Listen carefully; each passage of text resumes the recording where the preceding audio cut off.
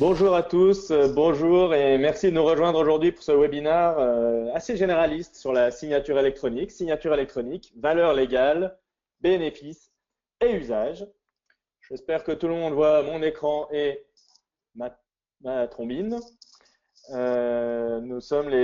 un record aujourd'hui, nous sommes très nombreux, nous sommes 88 aujourd'hui sur ce webinaire, donc c'est la première fois qu'on est aussi nombreux. On vous remercie vraiment de votre intérêt pour la signature électronique en général et pour Cell & Sign en particulier.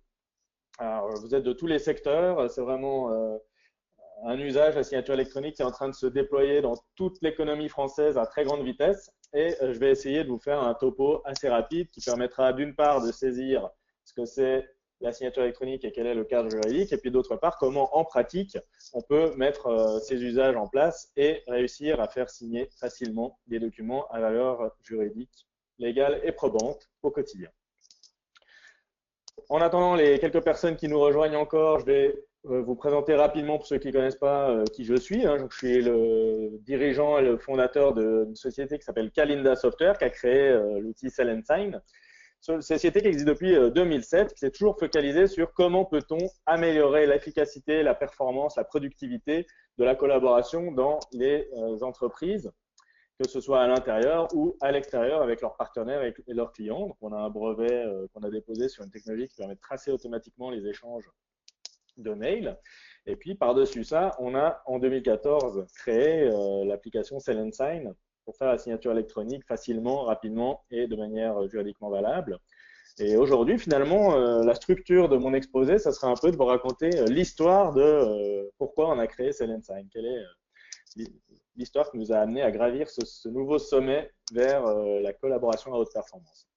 Donc, depuis 2007 et depuis que Cell & Sign existe, c'est-à-dire à peu près fin 2015, on a beaucoup de clients qui utilisent Cell & Sign dans différents domaines. Là, on a des secteurs qui se dégagent particulièrement, c'est tout ce qui est laboratoire pharmaceutique ou cosmétique, puisqu'il y a des besoins de faire signer des contrats de distribution tous les ans au réseau de distribution, et donc avec des forces de vente qui sont sur le terrain avec des tablettes où il n'y a pas forcément de réseau, etc. Donc c'est là où des parcours intégrés dans la tablette de Cell & Sign permettent d'arriver très facilement à faire signer tous ces contrats d'une manière conforme, sans erreur, sans rature et sans perte de temps. Un segment qui est évidemment extrêmement dynamique dans la signature électronique, c'est l'immobilier, que ce soit dans la transaction, dans la gestion, dans la construction ou même dans l'habitat social.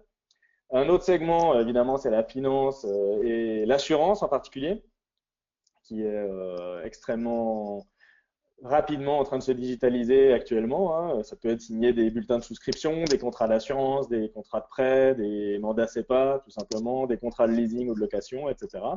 Et puis, un peu plus généralement, tout ce qui est distribution et services utilise beaucoup la signature électronique, que ce soit pour faire signer des contrats de prestation de services, de leasing, ou des contrats d'intérim pour des prestations de services ponctuelles. Ou bien même des devis, des bons de livraison, etc., etc., etc. Donc voilà, c'est seulement un exemple, mais évidemment, on a des clients dans tous les secteurs, parce que n'importe quel contrat peut être signé, notamment les contrats de ressources humaines, un contrat de travail, avenant et documents de ce type, qui peuvent être signés très facilement aussi à l'intérieur de l'entreprise. Cell & Sign a été développé en partenariat avec plusieurs partenaires, dont DocaPost, Groupe La Poste, qui est le tiers de confiance qui vient certifier tous les documents qui sont signés avec Cell & Sign pour leur donner une valeur juridique probante. Et bien sûr, on est labellisé French Tech, on est dans cette dynamique de l'innovation à la française. Alors, cette fameuse histoire, je vais vous raconter une histoire, mon histoire, comment j'en suis venu un jour à m'intéresser à la signature électronique pour créer finalement, sans le vouloir au départ, mais de facto, Cell & Sign. Tout d'abord, au quotidien, par souci d'efficacité et de gain de temps dans mon activité, j'ai commencé à scanner les contrats que j'imprimais. Quand un partenaire ou un fournisseur m'envoyait un contrat, je l'imprimais, je le signais, je le scannais pour le renvoyer par mail, afin d'éviter d'envoyer un courrier. Alors évidemment, c'était un petit peu long, etc. Donc j'ai commencé à copier-coller carrément ma signature sur le contrat scanné, sans même l'imprimer, etc. Mais bon, j'ai vu à cette occasion qu'évidemment, ça faisait gagner beaucoup de temps et même de l'argent par rapport au papier, sans savoir à ce moment-là que ce n'était pas légal du tout, c'est-à-dire que ces contrats-là ont une valeur juridique plus que discutable. Ensuite, petit à petit, on a beaucoup travaillé avec des partenaires aux États-Unis chez Calinda, Et donc, en travaillant avec eux, j'ai découvert qu'ils avaient, eux, des outils qui permettaient de faire cela un peu plus facilement, disons un peu plus officiellement, en signant à distance un contrat qu'on nous envoie, sans pour autant l'imprimer, le scanner ou faire des copier-coller. Mais bon, j'ai vu que c'était simplement, on met son nom, on choisit la police de caractère, et puis ça le met dans le contrat, puis ça le renvoie. C'était, somme toute, pas très fiable. Mais enfin, ça donne une idée. On se dit, tiens, il y a un usage qui est en train de se développer. Je suis pas le seul déjà à avoir ce besoin-là. Et puis, il y a un usage qui est en train de se développer. C'est marrant. Donc, ça m'a amené à m'intéresser au cadre légal français et européen de la signature électronique. Parce que je me suis dit, il s'agit quand même de contrats. On est en plein dans le cœur du droit civil. Et donc, il doit bien y avoir des solutions pour faire de la signature juridiquement valable. Et c'est là que j'ai été très surpris, puisque je vais vous le raconter tout à l'heure, il y a un cadre juridique qui existe d'ailleurs depuis assez longtemps. Et donc je me suis dit, bah tiens, pourquoi on le fait pas si c'est juridiquement possible, que tout le monde, enfin moi j'en ai besoin en tout cas, pourquoi ne le fait-on pas? Donc j'ai regardé un peu les solutions existantes sur le marché. C'est là que j'ai compris pourquoi on ne le faisait pas. Et puis j'ai regardé les besoins dans les différents métiers chez nos clients, les usages qui pouvaient se développer avec la signature électronique. J'ai vu aussi qu'il y avait un vrai besoin de ce cadre légal de lui donner une simplification. C'est-à-dire il y a un cadre légal d'un côté, il y a des solutions de l'autre, et le client qui a besoin de s'équiper d'une solution, il a besoin d'avoir une garantie sur le fait que la solution est conforme au cadre légal sans avoir nécessairement besoin de faire un audit juridique. Donc c'est là que nous avons introduit, nous, la garantie de validité de la signature électronique sur laquelle je reviendrai. Et puis, on a pu constater avec des déploiements depuis 2014, les tout premiers déploiements, et puis maintenant des centaines de déploiements sur le terrain, qui avaient pas mal de bénéfices et même un retour sur investissement qui est mesurable et tout à fait significatif sur ces solutions-là. Bon, intuitivement, on l'imagine bien, mais c'est encore mieux quand on le calcule. Et puis ensuite, je vais vous parler, c'est quand même l'agenda de la session aujourd'hui, je vais vous parler sur comment adapter ces contrats. Donc, une fois qu'on aura vu la solution, le cadre juridique, la solution, je vous donnerai quelques petites astuces pour adapter ces contrats à la signature électronique. Et puis voilà, c'est ça le voyage vers Sell & Sign, c'est l'histoire qui nous a amené à inventer Sell & Sign. Donc effectivement, au début, pour gagner du temps, je copiais-collais, enfin j'imprimais, je scannais, j'envoyais. Bon.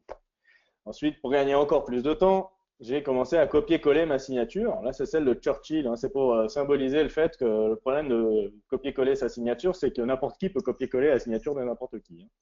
Donc du coup, mais bon, ça fait pas gagner pas mal de temps. Hein. On ouvre le PDF, on copie-colle une image, sa signature qu'on a sauvegardée sur son ordinateur, et puis on renvoie le PDF, ça fait gagner beaucoup de temps. Et d'ailleurs, encore aujourd'hui, hein, tous mes fournisseurs qui malheureusement ne sont pas encore équipés de Sell & Sign, je leur signe leur contrat comme ça, tant pis pour eux. Et puis, effectivement, on l'a vu tout à l'heure, tous ces outils américains là, qui permettent de taper son nom et puis de choisir la police de caractère pour fabriquer finalement une signature.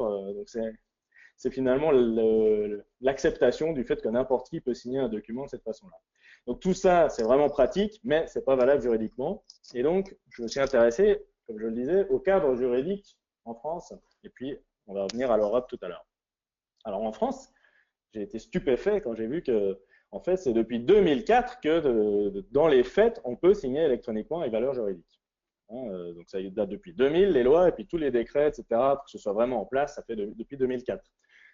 C'est l'article 1367 du Code civil qui définit ce que c'est qu'une signature électronique.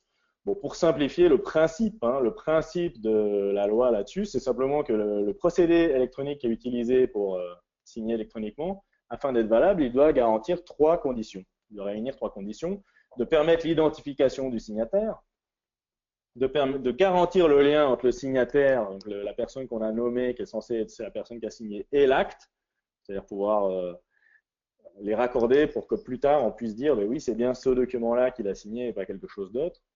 Et puis garantir l'intégrité de l'acte, c'est-à-dire pouvoir garantir que c'est bien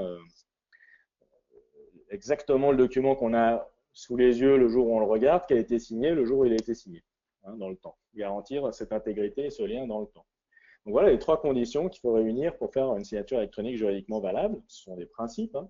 Et pour les satisfaire, nous et notre tiers de confiance, on va signer numériquement les documents et les éléments d'identification du signataire que l'on a. Donc là, on va voir qu'il y a plusieurs forces possibles d'identification du signataire. avec des certificats électroniques qui, eux, doivent être agréés par l'État. En l'occurrence, il s'agit d'un agrément produit par l'Agence nationale pour la sécurité des systèmes d'information, et cette dernière a mandaté une société privée qui s'appelle LSTI pour distribuer ces agréments et donc auditer les solutions. Oups, j'ai cliqué trop vite. Voilà. Ensuite, deuxième opération que l'on va faire pour garantir le lien avec l'acte et l'intégrité de l'acte, c'est sceller et redater le document et les pièces justificatives. C'est surtout pour garantir l'intégrité de l'acte, c'est-à-dire qu'électroniquement, on va apposer sur ces documents un code cryptographique qui permet de prouver que si on regarde un document, c'est bien celui-là ou ça n'est pas celui-là qui a été signé. Donc, ça veut dire qu'il est très important aussi de conserver l'original électronique, puisque si on a le mauvais document, on ne va pas pouvoir retrouver le bon, on va juste pouvoir dire ça, c'est le mauvais. Et donc ça, c'est les bretelles, la ceinture, c'est tout ce qu'on a vu là, et puis les bretelles, c'est d'archiver légalement les documents et les preuves qu'on a rassemblées sur l'identité du signataire, selon une norme qui est la norme NFZ 42013, afin d'être sûr de pouvoir retrouver l'original électronique. Donc, même s'il n'y a pas d'obligation là-dessus, c'est quand même important, parce que si on a perdu l'original électronique, on ne peut plus rien prouver du tout.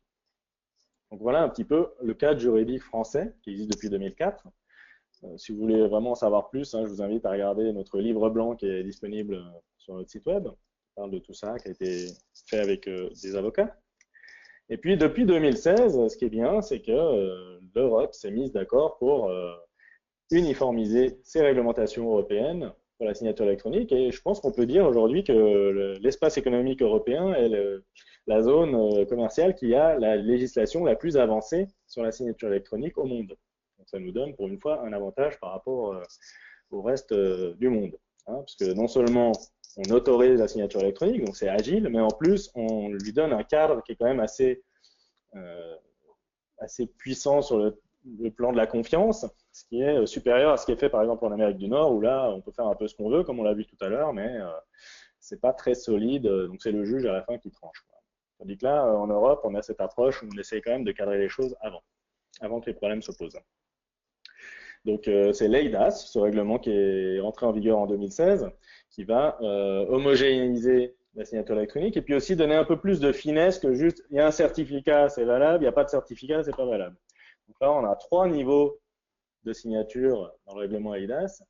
La signature simple, ça veut dire qu'on signe le document avec un certificat, mais basé simplement sur le fait qu'on dit que c'est telle personne, mais on n'a pas vraiment pu vérifier, c'est-à-dire qu'on n'a pas un agent assermenté qui a pu authentifier la personne ou au moins ses pièces justificatives d'identité. On a juste dit, on a rassemblé toutes ces preuves que c'est elle et on dit que c'est elle. Mais il n'y a pas un agent en amont qui a validé que c'est bien cette personne-là. Ça pourra se faire en aval s'il y a un conflit, mais pas en amont. L'identité vérifiée, donc là, ça donne de la signature avancée. Ça veut dire qu'avant de poser la signature de la personne, on va avoir un agent assermenté, enfin en tout cas audité, qui va devoir authentifier sur document que la personne est bien celle qu'elle prétend être et à partir de là, décerner le certificat. Donc ça, c'est pas très pratique en fait dans les faits, mais ça permet d'avoir une signature un peu plus forte, ça s'appelle la signature avancée. Et puis il y a la signature qualifiée, où là on va vraiment avoir un contrôle en face à face de l'identité, c'est-à-dire qu'il va falloir que l'agent en question puisse voir la personne en vrai. C'est-à-dire pas seulement en conf call ou sur ses papiers d'identité, mais en plus voir la personne en vrai et lui décerner en main propre le certificat qui lui permettra de signer. Donc ça, c'est très rare dans les faits, puisque comme on le voit, c'est assez lourd à faire. Donc la signature qui est la plus souvent utilisée, c'est la signature simple, dont la jurisprudence a donné beaucoup de points positifs, c'est-à-dire qu'elle n'a jamais été rejetée par la jurisprudence si elle est bien faite, comme c'est le cas avec Sign and Sign, on peut faire de la simple et de l'avancée. Et puis, par contre, il y a beaucoup de jurisprudence qui a rejeté le fait que la signature scannée ou les contrats scannés soient valables. Voilà, donc vous voyez ces 3 niveaux, signature simple, avancée, qualifiée. Un petit truc en passant, si vous avez un contrat qui est censé être signé électroniquement, donc pour vérifier s'il a été signé, si c'est valable juridiquement, il faut l'ouvrir avec Adobe Reader, qui est donc le logiciel qui permet d'ouvrir les fichiers PDF. C'est généralement un fichier PDF puisque c'est la norme PDF qui décrit comment on est censé poser les certificats sur les documents. Donc c'est la norme qui s'est imposée pour les documents qui sont signés électroniquement. Ça a aussi un avantage, c'est qu'avec les PDF, on a des moyens de garantir l'intégrité des documents qui sont standards. Donc quand vous l'ouvrez dans Adobe Reader, vous avez ce petit bandeau bleu qui va apparaître qui va dire ah bah je vois des signatures électroniques et en plus elles sont valables. Donc ça c'est un premier point, il faut que votre certificat, donc les certificats, la solution que vous utilisez, elle ait des certificats qui soient reconnus par Adobe de manière à ce que Adobe fasse apparaître ce bandeau. Sinon ça ne donne pas tellement confiance dans les signatures. Mais c'est pas suffisant. C'est-à-dire que ça c'est Adobe, c'est un acteur privé américain qui répertorie des certificats. Mais pour être valable dans la juridiction souhaitée, en particulier en France et en Europe, il faut que ce certificat soit en plus agréé selon la norme eIDAS. Et donc, pour ça, il y a cette fameuse société LSTI qui va poser des agréments. Donc, vous allez prendre le numéro du certificat ici dans Adobe et regarder ici dans la liste des prestataires audités si le certificat que vous regardez est conforme à la norme que vous souhaitez. Par exemple, eIDAS. ETSI EN 319. Voilà, donc nous avec SelenSign, en général, c'est du Prime CA, c'est ceux qu'on voit ici, qui sont RGS 2 étoiles et eIDAS, bien sûr. Donc maintenant qu'on a vu tout ça, donc on voit qu'on a toujours besoin de signer facilement, rapidement et sans papier des documents, d'une part. On voit qu'il y a un cadre juridique qui est solide, qui est même le meilleur du monde, d'autre part. Alors, du coup, le jour où j'ai découvert tout ça, je me suis dit, ben, pourquoi n'utilisait-on pas la signature électronique? Je dessine bien. Hein. C'est vraiment une question qu'on peut se poser. Pourquoi? Eh bien, c'est simplement parce que les solutions qui existaient avant qu'on fasse SelenSign, et puis celles qui existent toujours d'ailleurs en dehors de SelenSign, c'est pour ça qu'on a fait SelenSign d'ailleurs, elles posaient un certain nombre de problèmes. D'abord, elles étaient complexes à valider juridiquement, c'est-à-dire que si on s'équipe d'une solution pour faire la signature électronique, c'est normal que l'éditeur de cette solution va lui dire oui, oui, c'est valable juridiquement. Après, vous avez vu que le cadre juridique est très compliqué, et plus on rentre dans les détails, plus il est compliqué. Donc, ce que nous avons fait, nous, pour répondre à ce besoin-là, c'est la garantie de valeur juridique. C'est-à-dire qu'on a fait un accord avec la société Generali pour qu'ils garantissent, c'est une protection juridique sur la signature de tous les contrats qui sont faits avec SelenSign. Donc, ce qui fait que notre client, il peut bien sûr auditer notre solution pour voir si elle est conforme ou pas à la loi, mais nous, on apporte de toute façon cette garantie financière qui va faire que s'il y a un litige, c'est Generali qui va prendre en charge. Ensuite, deuxième problème que les solutions avaient avant SelenSign, c'est qu'elles étaient souvent complexes à mettre en œuvre. C'est-à-dire, je disais, bon, ben voilà, j'ai un document à faire signer, je fais comment? Je veux qu'il soit valable juridiquement, mais je veux que ce soit simple aussi. Ben là, non, il fallait faire un cahier des charges, des projets. Qui dit projet, dit budget, dit retard, dit souvent d'ailleurs déception sur le résultat, etc. Enfin, on n'avait pas d'outils clés en main. Donc, avec SelenSign, on a décidé de créer une application qui soit prête à l'emploi pour faire signer n'importe quel type de document et qui puisse être adapté au métier de nos clients, les labos, l'immobilier, l'assurance, etc., comme on l'a vu tout à l'heure, mais de manière industrialisée, c'est-à-dire à un coût qui soit maîtrisé, qui soit forfaitisé, et avec des délais qui soient aussi forfaitisés. Donc en général, on sort un projet en 1 à 2 semaines, et pour les projets les plus complexes, on ne va pas dépasser 1 mois. Oups. J'ai cliqué au mauvais endroit. Voilà. Voilà. Voilà. Troisième point, les solutions qui existaient, comme elles étaient complexes à mettre en œuvre, le corollaire, c'est qu'elles étaient du coup chères ou difficiles à budgéter. C'est-à-dire, je ne pouvais pas dire, bon, voilà, si je veux signer tous mes contrats électroniquement, ça va me coûter tant par année, et puis c'est bien, parce que le papier, ça me coûte tant, et donc je peux calculer et mesurer le retour sur investissement. Donc du coup, avec SelenSign, on a voulu faire un tarif clair, où il n'y a pas de piège, où il y a une simplicité, mais qui soit bien adapté évidemment à l'activité de chaque client et où on puisse calculer et mesurer le retour sur investissement. Donc ça, c'est un exercice que l'on fait avec chacun de nos clients. Hein, on va mesurer le retour sur investissement qu'il va avoir, le calculer avant et le mesurer après. Et donc, on a créé SelenSign avec 3 cas d'usage en ligne de mire, les 3 besoins principaux qu'on a identifiés chez nos clients. Le fait de pouvoir signer des contrats à distance, ça s'appelle SelenSign à distance. Ça veut dire j'envoie par mail un contrat et en face, la personne n'a pas besoin de l'imprimer, de le scanner ou de bidouiller avec des copier-coller. Mais elle va simplement cliquer sur un bouton et là, on va rentrer dans un espace sécurisé. On va faire tout ce procédé qui permet de respecter la loi sur la signature électronique et de poser les certificats sur le document. Avec notamment un échange de SMS qui permet, comme quand vous faites un virement bancaire, hein, qui permet donc d'avoir des informations assez fiables sur qui est au bout du fil. Ensuite, le deuxième cas d'usage qu'on rencontre très fréquemment, et là on est vraiment, je pense, de loin les meilleurs sur le marché, c'est la signature en face à face. C'est-à-dire avoir un parcours totalement métier, souvent de vente, sur une tablette, permet de présenter une offre, donc déjà de retrouver sa base client, de présenter une offre, de la configurer avec le client pour la chiffrer, pour concevoir le contrat, et ensuite de générer le contrat, y mettre des photos, etc., et de faire signer le contrat. Tout ça avec ou sans réseau, sur une tablette, sur un smartphone. Donc, c'est l'Ensign en face à face. Et puis, il y a un cas d'usage aussi assez fréquent, c'est l'Ensign en ligne, c'est-à-dire la différence des deux autres cas, je n'ai pas un commercial qui fait signer un client, c'est le client qui se fait signer tout seul sur un site web. Donc, on permet aussi de faire ça avec un parcours qui permet de créer un contrat et de le signer avec un code SMS directement sur un site web. Donc, voilà les trois cas d'usage qu'on a identifiés avec l'Ensign. On peut aussi mélanger ces cas, c'est-à-dire qu'on peut très bien avoir... par exemple, quand je fais une assemblée générale chez Calinda, j'ai des associés qui sont autour de la table de réunion, puis d'autres qui sont au téléphone. Et donc, les premiers vont signer en face à face le PV d'assemblée sur la tablette, puis les autres vont signer à distance avec un mail et un code SMS qu'ils reçoivent. Et donc, à la fin de l'assemblée, on va avoir le PV signé par tous les associés. Un exemple. Hein. Voilà, donc, quelques cas d'usage un peu plus concrets dans le métier. Vous voyez, l'Ensign dans l'assurance pour que un réseau de courtage puisse disposer d'une application qui va permettre de construire un contrat, dans ce cas présent, un contrat d'assurance santé collective, avec un chef d'entreprise, un service administratif, d'avoir en même temps le devis, le chiffrage, et puis à la fin, de faire signer le contrat, l'assurance complémentaire, collecter toutes les pièces, le cabis, etc., et même générer la notice à destination des salariés en fonction des garanties qui ont été choisies. Tout ça à l'intérieur d'une tablette sur le terrain. Et au siège, tous les contrats remontent signés avec toutes les pièces justificatives et toutes les données qu'ils contiennent surtout. C'est-à-dire que je ne vais pas enfermer le fait qu'on a choisi le niveau 4 pour la médecine générale ici, on ne va pas juste l'enfermer dans le PDF, on va avoir ça sous forme de data qui va être exploitable ensuite dans le back-office. Autre cas d'usage, c'est l'immobilier. Hein. Donc l'immobilier, vous voyez là, je vais vous montrer ça tout à l'heure, le parcours. Je tremble. Je clique trop. Voilà, le parcours de mandat de mise en vente. Ça, je vais vous montrer tout à l'heure, qui peut être fait au bureau pour faire signer à distance, hein, ou bien sur une tablette, puisqu'on est multimodal avec l'Ensign.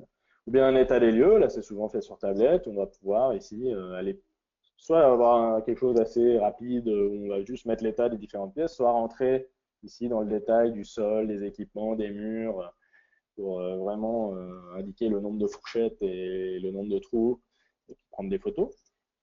Donc ça c'est pour l'immobilier. Il y a d'autres situations, hein. Il y a tout ce qui est contrat de marché dans la construction, BTP, et puis également les contrats les baux de location.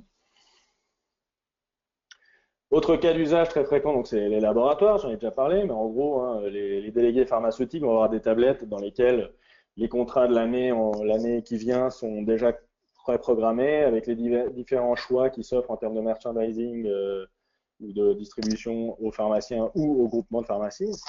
Et ils vont pouvoir comme ça faire signer dans les pharmacies, même sans réseau, et dès qu'ils auront du réseau, tout ça va remonter au siège où le siège va pouvoir valider, ou d'ailleurs en général c'est automatique maintenant, parce que, en fait pendant une année il le valide à la main, puis comme c'est toujours juste, parce que ça ne peut pas être faux de toute façon, donc c'est forcément juste, ils nous disent on ne peut pas passer en validation automatique, et hop, on a des milliers et des milliers de contrats qui sont comme ça validés, et toutes les données, tous les choix qui ont été faits par chaque pharmacie vont être de nouveau précieusement conservés sous forme de data, de manière à pouvoir être exploités derrière pour la facturation ou la livraison. Dans la distribution, hein, pareil, donc là ça va être très large. Hein, bon de livraison, mandat CEPA, contrat de service, contrat de leasing, on a beaucoup de cas de figure différents et c'est très large, hein, mais il y a beaucoup de cas d'usage dans la distribution, que ce soit en point de vente ou en nomade. Et puis dans les RH, où là on est plus dans l'interne évidemment, hein. Enfin, c'est externe avant de signer le contrat de travail, puisque le salarié par définition il n'est pas encore salarié, et puis après ça devient de l'interne pour signer tout ce qui est avenant, attestation, documents réglementaires, etc. Ce qui est intéressant aussi, c'est pour l'intérim, hein, puisqu'on va pouvoir faire des campagnes de public signature. Donc ça, pour l'intérim, c'est très pratique, surtout pour l'événementiel, où tout à coup, on va avoir embauché 200 intérimaires pour une opération particulière. Donc on va pouvoir envoyer le contrat en masse avec un fichier Excel de tous les signataires.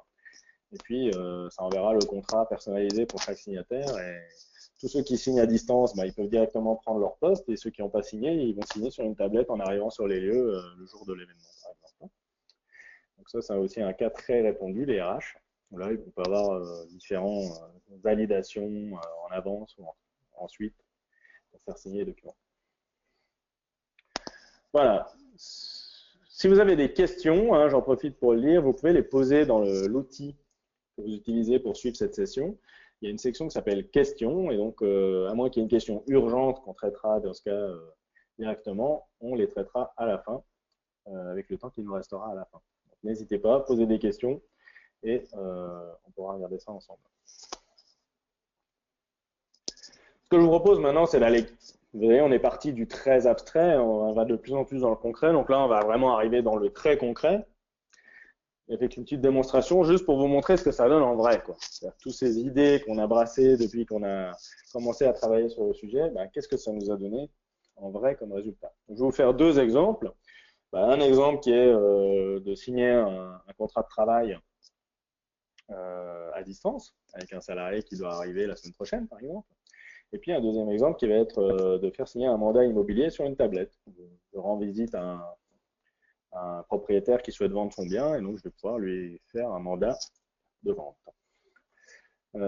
Pour le contrat de travail, donc ce que je vous montre ici, évidemment, je peux faire ce contrat de travail dans Word en mettant le nom de la personne, comme on le fait d'habitude pour l'imprimer, et le faire signer par Sign, comme je vais vous le montrer. Là, je suis allé encore plus loin, c'est-à-dire que comme je fais beaucoup signer de CDI, parce qu'on a une croissance très forte, eh bien, j'ai décidé de faire un modèle de CDI où j'ai mis, vous voyez, des balises, où là, je veux le nom complet, la ville, la date de naissance, le lieu de naissance, la nationalité, etc. Comme ça, au lieu de me tromper à faire des chercher remplacer pour mettre le nom de la personne, ben, je vais pouvoir automatiquement l'avoir avec Sign. Donc, comment j'utilise ça? Donc d'abord, je vais dans mon back-office Sign. Vous voyez que dans mon back-office, c'est là, il faut avoir les droits hein, pour y aller. Si on y a accès, on a accès à tous les contrats. Donc on a des bannettes, c'est des bannettes virtuelles avec ici tous les contrats, quel que soit leur état. Ici, j'ai les contrats en cours, ça veut dire que soit je les ai déjà envoyés pour signature, et donc je peux faire des relances ici, soit c'est un de mes commerciaux qui a commencé à préparer un contrat, mais qui ne l'a pas encore envoyé, mais je peux déjà voir ce qui va arriver plus tard comme contrat. Ensuite, il y a les contrats à valider, donc ça, c'est ceux qui ont été signés par les signataires en face et que moi, je vais pouvoir valider pour les contre-signés. C'est ça qui peut être automatisé aussi si on estime que de toute façon, il n'y a rien à contrôler. Les contrats validés, les contrats archivés, c'est ceux qui sont en vigueur juridiquement. Donc ici, j'ai vraiment un contrôle complet sur tous mes contrats, toute mon activité contractuelle dans l'entreprise. Et je peux facilement faire des filtres par date, par client, par modèle de contrat, et ainsi de suite. Donc là, pour faire signer mon contrat de travail, on a fait des interviews, on a un nouvel ingénieur qui est très prometteur, qu'on va intégrer dans l'équipe de R&D, donc j'ai besoin de lui faire signer son contrat de travail. Donc je clique sur Nouvelle transaction. Donc là, j'arrive côté Front Office, c'est-à-dire là, on fait signer. Donc là, c'est marqué client, mais on peut aussi écrire salarié. Et moi, quand je fais tout signer avec Sign, j'ai choisi client par défaut. Donc je choisis le client. S'il n'est pas déjà dans ma base client, je vais pouvoir simplement le créer ici, mon salarié. Et là, il y est déjà, c'est moi-même, je vais m'embaucher. Donc là, j'ai rempli les champs. J'ai rempli aussi ma date de naissance et mon lieu de naissance. Je fais suivant. Donc là, j'arrive sur un écran très important qui est tous les modèles de contrat que j'ai. Donc j'ai soit faire signer un document PDF, c'est ce que je vais utiliser en l'occurrence, mais ça, ce sont des modèles de contrat. Là, c'est des parcours de signature qui sont industrialisés, qui permettent de présenter et de collecter de la data pour construire un contrat selon un modèle. Donc ça, c'est ce qu'on utilise pour équiper toute une force de vente. Là, je vais juste envoyer mon CDI à ce monsieur. Je fais faire signer un document PDF. Là, il me dit, bah, vous avez déjà fait tous ces contrats avec cette personne-là. C'est parce que c'est une démo. Donc là, je vois l'historique, je peux reprendre les transactions que j'ai déjà faites, mais je vais faire une nouvelle transaction. Et là, j'arrive sur, bah voilà, ok, on vous me demandé de faire signer un document PDF. Veuillez charger ici le document PDF à faire signer. Donc je prends le fameux CDI que j'ai préparé avec les balises, qui s'appellent des smart codes. Je le mets dedans. Et donc vous voyez que là, il voit qu'il y a des balises pour lesquelles il n'a pas la valeur. tout ce qui est nom, adresse, c'était dans la fiche du salarié, mais il n'a pas la nationalité, le numéro de sécurité sociale, et des choses comme ça, donc il me les demande. Donc là, on va dire qu'il va arriver le 2 octobre. Les diplômes ingénieur PFL. La période d'essai, 3 mois. Fonction développeur. Échelon, ça, je ne me rappelle pas. Il y a sûrement des gens meilleurs que moi en la matière. Donc là, en fait, en fonction des codes, des balises, vous voyez, ici j'ai diplôme. Là, j'ai fonction, échelon, coefficient, donc tous ces codes-là. Eh bien, à chaque fois qu'il voit quelque chose qu'il ne connaît pas, il me le demande, de manière à remplir le contrat. Donc ça, si on veut faire signer 15 ou 150 CDI en même temps, ben on peut aussi faire avec une campagne de publi-signature, un fichier qui contient ces valeurs-là pour chacun des salariés, et envoyer ça à tout le monde d'un seul coup. Voilà, donc vous voyez, ça a rempli automatiquement le contrat avec tous les champs que j'ai saisis, de manière à ce que je ne puisse pas faire d'erreur. Donc ça me semble très bien. Ici, il y a une case rendre disponible hors ligne. Ça, c'est pour si je le souhaite, je pourrais, avec ma tablette, synchroniser ma tablette. Et là, je vais retrouver ce contrat dessus pour pouvoir le faire signer en face à face si le salarié a rendez-vous avec moi, par exemple, même s'il n'y a pas de réseau. Switch suivant. Là, je peux mettre des annexes au contrat. Donc, en général, ce que je fais quand je fais un contrat de travail, bah, c'est que je vais mettre la pièce d'identité du salarié, une copie de sa carte vitale et son RIB.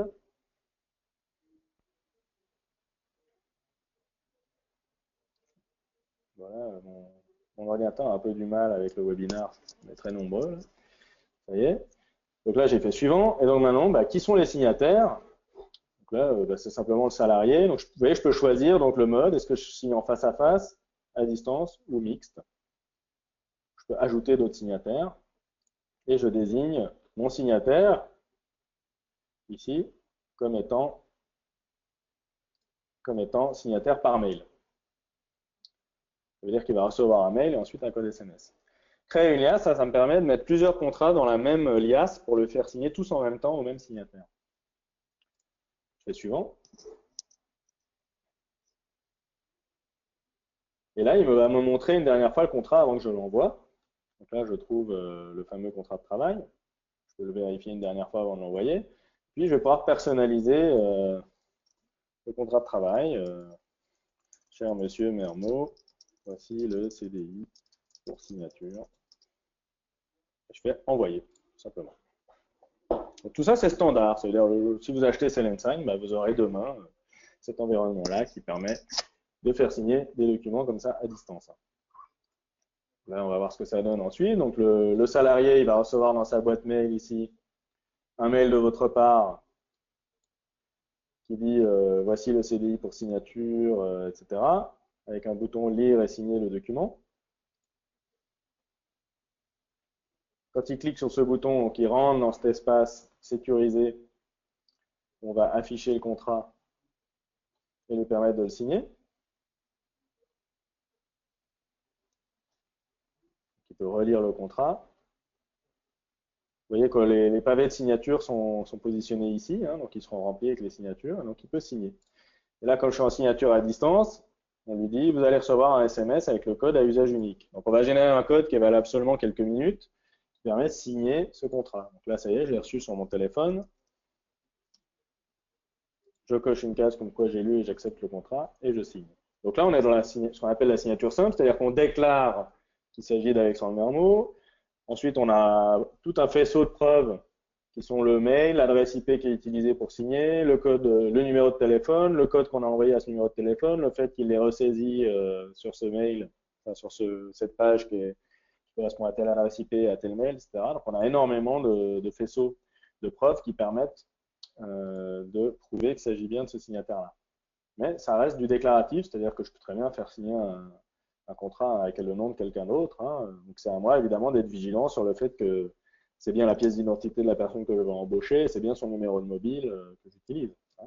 Mais il n'y a jamais d'accident, j'en ai jamais vu. Donc là, maintenant, je reviens dans mon back-office. Donc, je vois que maintenant que mon salarié a signé, il y a 5 minutes, il a signé un CDI avec 9 options. Donc, si je clique ici, je vois que sa nationalité française, numéro de sécu. Donc, c'est toute la fameuse data.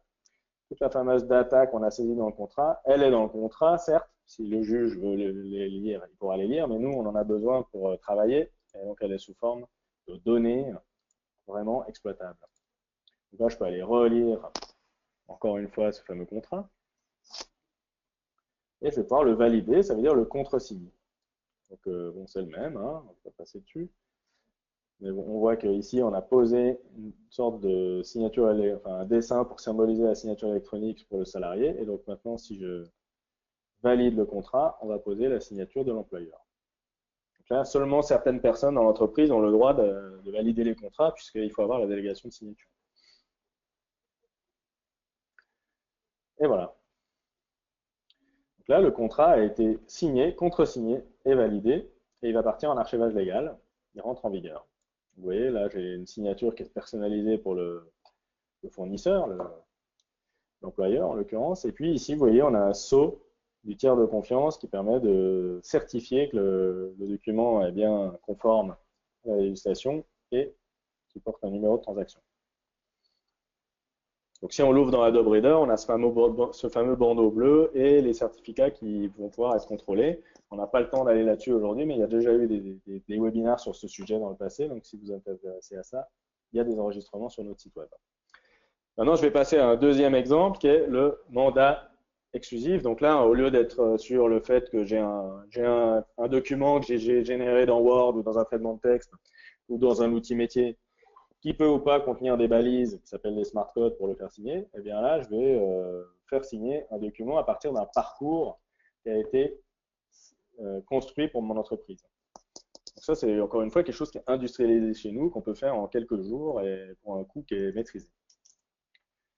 Donc là, je choisis encore une fois mon client. Donc, cette fois-ci, je suis un agent immobilier qui visite un vendeur qui m'a téléphoné pour me dire qu'il voulait mettre en vente son bien. Donc, je l'ai certainement déjà rentré dans mon ACRM, donc il apparaît automatiquement dans Select-Sign, puisque c'est intégré. Ensuite, on va trouver ici les différents modèles de mandat qui ont été intégrés pour l'entreprise. Si j'ai envie, je peux très bien continuer à générer mes modèles de mandat comme je le faisais avant pour les imprimer et utiliser cette fonction faire signer un document PDF. Mais ici, comme on a beaucoup d'agents, on a décidé d'intégrer des parcours. Qu'est-ce qu'un parcours?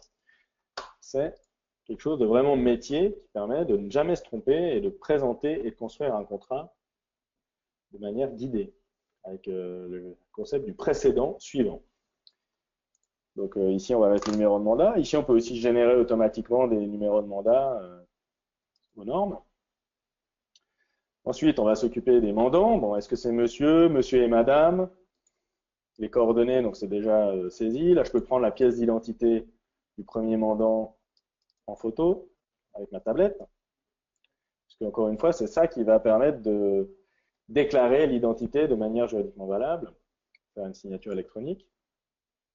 Ensuite, quelle est la nature de votre bien? Bon, je vois que c'est un beau loft à cet endroit-là. Est-ce que vous avez le numéro de cadastre? Oui. Donc, loft lumineux sur le Vieux-Port. C'est là où je suis, en l'occurrence. Le prix, alors bon, on l'a estimé à 230. On vous propose de le mettre en vente à 240 000. On pense qu'il vaut au moins 200 000. Donc, vous voyez que le chiffre en lettres apparaît tout seul. Et puis, bon, peut-être qu'on peut le vendre à 250 000, mais moi, je vous déconseille. Il est libre, il n'est pas loué. OK. Donc, s'il est loué, on va devoir joindre l'état locatif. Hein, donc, ça va prendre en compte tous les cas. Donc, du coup, le prix agence, ça va être 240 000. Parce qu'il n'y a pas de TVA. Il y a une TVA, je ne sais plus. Donc, la rémunération du mandataire, TTC est 9 000, encore taxe, c'est 7 200. Qui va faire les mesures? Qui va faire l'état des risques? Est-ce qu'on va mettre de la pub dans tel ou tel journal? Est-ce qu'on va faire des mailings pour vendre ce bien, etc. Donc, on va choisir tous les modes de commercialisation. Là, on va y revenir tout à l'heure. C'est les mentions manuscrites. Donc, pour remplacer les mentions manuscrites, on a développé un système qui est conforme à la législation, qui consiste à avoir un bouton qui rajoute la mention et de mettre dans le contrat que cette mention a valeur de mention manuscrite, qu'elle remplace, etc. Voilà, donc bon pour mandat avec exclusivité. Là, on a le même système qu'avant, sauf qu'on va dire qu'on est en face à face. Donc, je vais faire signer sur ma tablette Monsieur Mermot pour la vente de ce bien. Donc là, on va générer le mandat. Donc là, cette fois, je n'ai pas mis un document que j'ai construit moi-même qui était déjà prêt. C'est un modèle qui a été intégré dans le parcours Sell&Sign et qui se remplit automatiquement à partir des données qui sont collectées dans le parcours. Voilà. Donc là, on peut voir les annexes aussi, etc. On peut signer ou refuser de signer. Et si on signe, donc c'est sur l'écran, là je suis avec ma souris, mais normalement c'est avec un stylet ou voir son doigt sur l'écran. Sachant que ce qui va vraiment conférer la valeur juridique, c'est tout le dossier de preuve qu'on construit autour de ce document, donc les justificatifs d'identité, éventuellement même une photo du signataire, hein, ça peut que renforcer le dossier. Aussi les coordonnées GPS, donc tout un ensemble d'éléments qu'on collecte et qu'on joint au contrat pour prouver qu'il s'agit bien de cette personne-là et de ce contrat-là. Et donc, automatiquement, on a ici un mandat exclusif qui remonte dans les contrats à valider. C'est mon agent à Mermot qui a fait signer son client, M. Mermot, un mandat exclusif. Et là, on a toute la data de nouveau qui est disponible pour pouvoir, par exemple, créer les annonces automatiquement à partir de ça. Pourquoi pas. Et la même chose, on peut valider le contrat.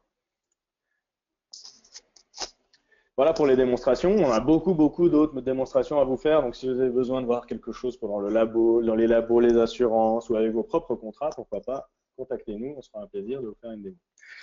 Donc, OK, maintenant que la solution est la bonne, elle est garantie juridiquement valable, comment adapter ces contrats? Donc là, je sais que vous êtes nombreux à vous être inscrits pour avoir ce type d'informations. Je ne vous trahis pas, je vais vous donner des informations, des petits conseils pour adapter vos contrats.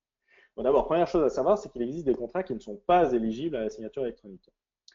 C'est l'article 1108-2 du Code civil qui dit que les actes sous signature privée relatifs aux droits de la famille et aux droits de succession ne peuvent pas être signés électroniquement. Vous ne pouvez pas faire votre testament en signature électronique avec Sell&Sign et que les actes sous signature privée relatifs à des sûretés personnelles ou réelles ne sont pas non plus signables électroniquement. Pour les mentions manuscrites, comment gérer les mentions manuscrites comme lu et approuvé, par exemple, ou bon pour mandat avec l'exclusivité. Donc, je vous ai montré dans le parcours hein, qu'on on rajoute un écran qui permet au signataire lui-même de rajouter la mention, et on lui écrit bien que cette mention a valeur de mention manuscrite. Et dans le contrat, en dessus de la signature, on va mettre cette mention-là, en dessus de la mention elle-même. Cette mention a valeur de mention manuscrite qu'elle remplace dans le cas de la dématérialisation de ce mandat. Je reconnais cette situation, l'accepte et comprend la signification et la portée de cette mention écrite bon pour mandat avec exclusivité. Voilà. Ce qui est important à savoir sur les mentions manuscrites, c'est qu'elles n'ont pas vraiment de valeur sur le plan juridique. C'est-à-dire que le contrat signé suffit pour donner une valeur juridique. Il n'y a pas besoin que les mentions soient bien là, présentes. Par contre, elles permettent en général d'attirer l'attention du signataire sur l'engagement qu'il prend. Donc, le Code civil a été modifié pour remplacer tout ce qui est mention manuscrite qui disait de sa main dans la loi. Donc, il faut que le signataire écrive de sa main telle chose par le terme par lui-même. Donc, au lieu de sa main, c'est par lui-même. Toutes les mentions écrites par lui-même pour pouvoir gérer les mentions électroniques dans les contrats. C'est ce que l'on fait ici. Hein, on s'assure que c'est par lui-même qu'il ajoute la mention et qu'elle a la valeur de mention manuscrite. Il y a d'autres façons de faire. On peut lui demander de taper la mention sur le clavier, mais c'est plus lourd et ça n'apporte rien de plus sur le plan juridique. Autre chose, les paraphes. Donc ça, c'est une question qu'on a souvent, mais comment fait-on pour intégrer des paraphes dans les contrats? Donc dans le cas du papier, les paraphes servent à garantir l'intégrité des pages du contrat. C'est-à-dire qu'on va prévenir grâce au paraphe l'ajout ou le remplacement d'une page du contrat après coup, après signature. Hein. Le fait qu'on ait paraphé, ça permet donc de dire bah, vous avez bien vu tout le contrat et surtout on n'a pas changé une page après coup. Avec la signature électronique, comme on va sceller tout le contrat dans son intégrité électroniquement, il n'y a pas besoin de paraphe techniquement. C'est-à-dire que de toute façon, on ne peut pas interchanger une page, ni même une ligne, ni même un caractère, ni même un symbole de ponctuation. Tout est paraphé, si on veut, électroniquement parlant. Toutefois, pour conserver l'usage, nous, on a créé un smart code paraphe. Donc, dans mon contrat, si j'ai envie d'avoir le visuel de la signature, je rajoute paraphe. Donc, par exemple, je peux mettre en pied de page le terme paraphe comme ça, et j'aurai partout la signature de mon signataire à ces endroits-là. Ça permet d'avoir quand même le visuel paraphe, même si il n'est pas vraiment utile. Dans le cas de la signature électronique, on peut le faire quand même. Après, les signatures elles-mêmes, comment insérer les signatures elles-mêmes dans le document? Donc, je vous ai montré les smart codes qui permettent de remplacer le nom, le prénom de la personne, de manière à utiliser le même document pour faire signer plusieurs personnes différentes. Eh bien, pour les signatures, c'est la même chose, c'est-à-dire que aux endroits où je le souhaite, je vais dire là, je veux la signature de mon signataire 1, là, je veux les signatures de ma société, et là, je veux le sceau du tiers de confiance. Si on ne le fait pas, c'est-à-dire que si Sellensign voit que nulle part vous avez dit je veux des pavés de signature ici, ben Sellensign va automatiquement rajouter une page à la fin du document pour porter toutes les signatures de tous vos signataires. Hein, donc il n'y a pas besoin de le faire. Mais c'est juste si on a envie de maîtriser à quel endroit apparaissent ces signatures, il suffit d'insérer ces petits codes à l'endroit où on le souhaite dans le document. Donc ils n'ont rien de spécial, hein, c'est juste du texte. Hein. Donc dans Word, vous pouvez facilement ajouter des smart codes sur ce que vous voulez. Donc nos clients, ils adorent ça, et petit à petit, ils transforment tous leurs contrats en smart contrats avec des smart codes. Donc vous voyez que la signature ici va être remplacée par celle du signataire, celle du fournisseur et le sceau du tiers de confiance. Qu'est-ce qu'une convention de preuve? D'abord, il faut dire une chose, c'est que il n'y a pas d'obligation juridique à constituer une convention de preuve, puisque la validité de l'écrit électronique et de la signature électronique sont posées par la loi. Donc, il n'y a pas besoin de faire une convention de preuve pour prouver que le signataire était d'accord de signer électroniquement. C'était un usage qu'il y avait avant que la signature électronique soit vraiment bien cadrée juridiquement, mais maintenant, il n'y a plus besoin de faire des conventions de preuve. Vous pouvez signer électroniquement directement, puisque la loi le prévoit sans qu'il y ait besoin que le signataire s'y engage. Cependant, on peut, si on le souhaite, conclure une convention de preuve pour compléter ou renforcer l'engagement du client sur certains sujets. Donc voilà un exemple de convention de preuve qu'on pourra vous transmettre hein, si nécessaire, qu'on peut intégrer soit dans le parcours avant qu'il signe, soit dans le contrat qui est signé, pour vraiment border le fait que le client accepte la signature électronique. Mais encore une fois, ça n'a pas du tout de caractère nécessaire. Donc là, la phrase que l'on rajoute dans nos contrats, par exemple, c'est le client reconnaît avoir communiqué les éléments permettant d'assurer son identification, il accepte le principe d'une signature électronique, il reconnaît que les éléments d'identification utilisés, à savoir les OTP, ce qui veut dire code à usage unique, SMS ou la production d'une signature graphique en face à face, soient admissibles devant les tribunaux et fassent preuve de procédés d'authentification et des signatures qui les expriment, etc., etc. Je vous laisserai lire ça à tête reposée. Mais bon, en gros, le principe, c'est de dire que le signataire accepte qu'on le fasse signer électroniquement. Encore une fois, ce n'est pas obligatoire. OK, l'appli est prête. Contrat prêt. Qu'est-ce qu'on va gagner si on met ça en place? Bon, je pense qu'il y a pas mal d'entre vous qui ont déjà identifié les gains qu'ils pourraient observer. J'aime bien les classer en deux catégories. Les gains commerciaux, l'accélération commerciale, on réduit l'attente. Hein, surtout quand on signe à distance, il n'y a plus d'attente. Même quand on signe en face à face, on n'a pas besoin d'attendre que le commercial revienne à ramener les contrats ou les commandes au siège. Ça vient par les airs. Donc on réduit l'attente à toutes les étapes du processus de vente. On améliore le closing puisqu'on peut savoir est-ce que le client a lu le contrat, on peut le relancer. On peut aussi au niveau du management avoir un bon pilotage en amont et en aval des signatures pour aider au closing. On va pouvoir augmenter les ventes puisqu'on réduit l'effort d'achat. Donc, on constate hein, sur le terrain, chez nos clients, une augmentation des ventes qui peut être assez significative. Puis aussi, on fluidifie toute la transaction, ce qui donne, on va dire, plus envie aux clients de travailler avec vous. Hein. Parce que le client, une fois qu'il est séduit par votre offre, si vous arrivez avec un tas de paperasse et qu'il faut mettre du tampon partout, ça refroidit un peu. Ici, il va pouvoir voir que vous êtes efficace dès le départ, au moment même de signer. Ce qui sait très bien le client que si vous n'êtes pas efficace, c'est quand même lui qui paye. Et puis, un peu dans cette veine-là, un bénéfice d'image qui est vraiment très significatif, hein, ce fameux souci d'efficacité et puis la modernité que vous allez projeter grâce à ces outils. Surtout en face à face avec des parcours qui permettent de cadrer vos process de vente de manière très professionnelle. Là, on a un exemple sur la signature en ligne. Hein. J'ai fait deux exemples. J'ai fait un exemple de signature à distance, un exemple de signature face à face. La signature en ligne, c'est aussi très intéressant et ça permet dans le cas de Totem qui loue des voitures électriques, de quadrupler ses ventes d'abonnement. À distance, dans l'immobilier, 100% des mandats reviennent signés. Ça, c'est un témoignage de l'un de nos clients. Et ils évitent 5 jours d'attente à chaque fois. Donc, le temps d'attente qu'il y avait avant, eh bien, il n'est plus là. Autre bénéfice, c'est les bénéfices administratifs et financiers de la signature digitale. Ils sont peut-être moins visibles, moins évidents, mais ils sont encore plus significatifs. Et le plus gros, c'est les gains de temps. Donc, on gagne du temps pour faire signer sur le terrain, mais surtout, on gagne du temps en traitement administratif, et en particulier parce qu'il n'y a plus d'erreurs, plus de ratures, plus d'aller-retour, plus de pertes de contrats, plus de ressaisie non plus. C'est-à-dire qu'avant, il fallait aller chercher le chiffre qui était là, puis le recopier dans l'ordinateur pour dire bah, le taux qu'il faut appliquer à ce client-là, c'est 20%. Voilà, tout ça est automatique, puisqu'on l'a vu avec Selling-Sign, la data est conservée séparément. Donc, elle est dans le contrat, mais en plus, on la fournit en tant que data, ce qui permet d'automatiser tout un ensemble de process en aval. Évidemment, il y a des économies purement d'argent, hein, le papier, les courriers, les recommandés, l'archivage physique, la réduction des risques, la conformité. Hein. Il y a moins d'erreurs, voire plus d'erreurs du tout.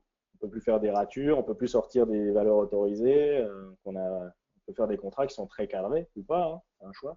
On maîtrise juridiquement ce qu'on fait. Et puis aussi au terme de valeur de la signature, parce que souvent on a des clients qui ne veulent pas mettre de signature électronique parce qu'ils trouvent que c'est moins bien que la signature manuscrite, puis quand on signe avec eux, ils font de la signature scannée, mais ils ne s'en rendent même pas compte.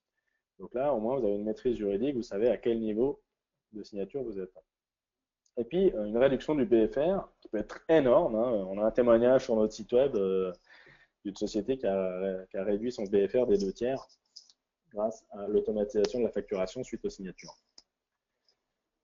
Donc là, Bioderma, un laboratoire que tout le monde connaît, qui a éliminé totalement les erreurs, les ratures et les ressaisies de contrats grâce à Selling-Sign en face à face pour tous les contrats de pharmacie. Et on en a beaucoup d'autres comme ça, si vous êtes intéressé. Ils sont sur notre site web d'ailleurs pour certains. J'en arrive à la fin, je vais pouvoir prendre les questions. Je voulais juste vous montrer l'outil qu'on utilise pour calculer avec nos clients leur retour sur investissement. Hein. Donc c'est un outil très simple où en fonction du nombre de commerciaux, du nombre de personnes qui font signer des contrats, le nombre de contrats qu'on fait en moyenne et le nombre de contrats qu'on a besoin de retrouver dans les archives pour les relire ou les désappliquer. Et puis du temps qu'on va gagner sur le terrain, au siège et pour retrouver les contrats. Et puis, du coût horaire des personnels, on va calculer très facilement ROI. C'est purement arithmétique. Hein. Donc là, par exemple, sur 28 commerciaux, on va gagner 231 824 € en temps gagné. C'est-à-dire environ 4 personnes. C'est comme si j'embauchais 4 personnes gratuitement dans mon entreprise. Puis, les économies d'argent. Donc, on sait qu'imprimer un contrat, ça coûte tant. Donc on va rentrer le chiffre avec notre client. Hein. Ça va être plus, ça va être moins, ça va dépendre. Chaque fois qu'on l'envoie, ça coûte tant, qu'on fait 2 envois par contrat, qu'on l'archive sur 10 ans physiquement, donc ça coûte au total 4,50 par contrat, ce qui fait 54 000 € par an. Donc avec ça, on arrive à calculer combien on gagne, après on compare ça avec combien ça coûte, et ça donne évidemment le retour sur investissement, qui est en général très significatif, parce que c'est pas cher. Voilà. Bon, j'espère que j'ai répondu à vos attentes aujourd'hui en vous montrant un peu la petite histoire de pourquoi on en est arrivé à faire Selling-Sign, comment on a bien bordé les choses juridiquement grâce à un cadre juridique qui est très avancé en Europe et grâce à la garantie sur la valeur juridique des signatures que l'on apporte, ce qui permet à nos clients de ne pas se poser de questions avec ça. Comment on a fait une solution qui permet soit de signer n'importe quel document très facilement, soit d'intégrer vraiment des parcours avec de la data qu'on va collecter du terrain alors qu'elle est signée. Pour automatiser des process, comment on calcule les gains et les retours sur investissement derrière. Donc, tout ce que j'espère, c'est qu'on puisse bientôt faire cet exercice-là avec vous pour votre projet.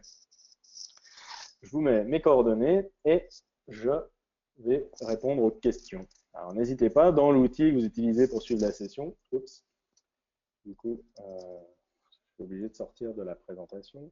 Voilà, je vous mets mes coordonnées comme ça, du coup. Voilà.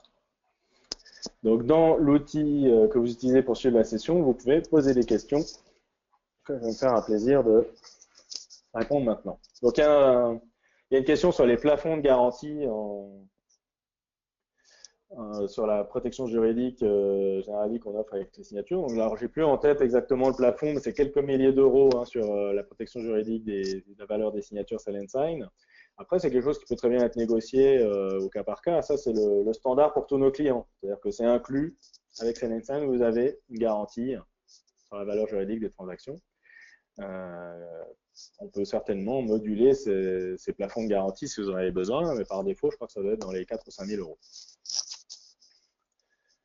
Concernant l'archivage, la conservation du seul PDF suffit-il, non, hein, donc ce qu'on va conserver pour l'archivage, c'est le document, mais aussi tout le dossier de preuve et les annexes.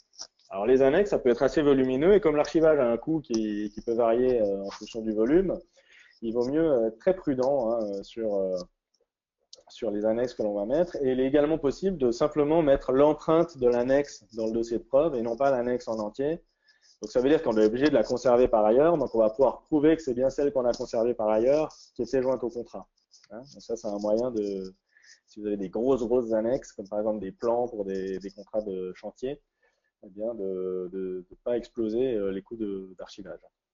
Donc, il faut conserver les annexes. Et puis, le dossier de preuve. Donc là, le dossier de preuve, ça, c'est automatique avec Selensign. C'est Selensign qui va le constituer avec le tiers de confiance de Capos de manière à le stocker avec le contrat pour être en mesure de prouver que l'identité qui est généralement déclarée du signataire ou des signataires a été étayée par des collectes d'informations d'identité qui ont été faites selon les règles.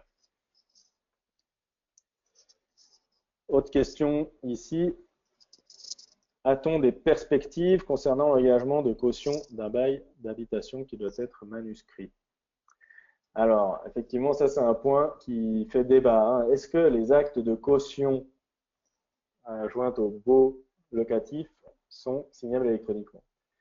Il y a une bataille d'experts sur ce sujet. Hein. Moi, n'étant pas avocat, je n'ai pas tout à fait d'opinion ni de conseils à donner là-dessus.